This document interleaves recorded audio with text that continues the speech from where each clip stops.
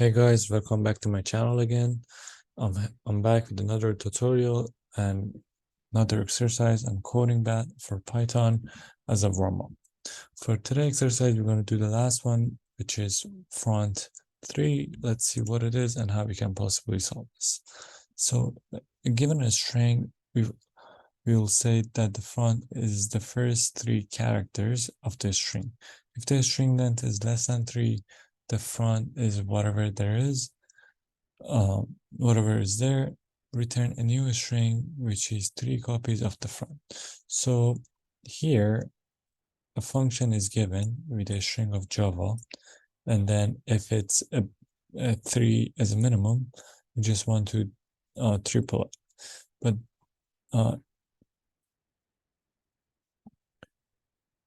if the string is negative, okay.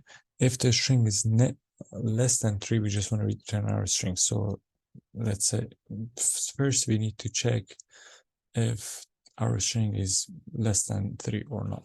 As you can see, again, we have the solution here, but we don't want to see the solution. We want to solve it ourselves.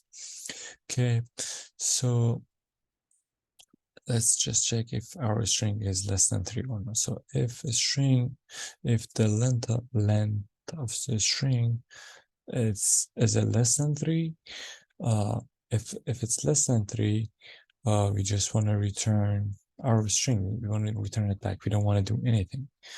But then else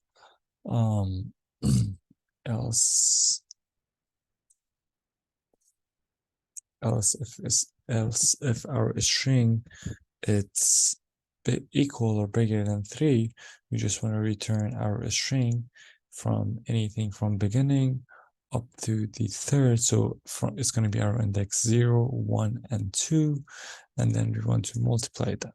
So let's see if that will actually work out with this.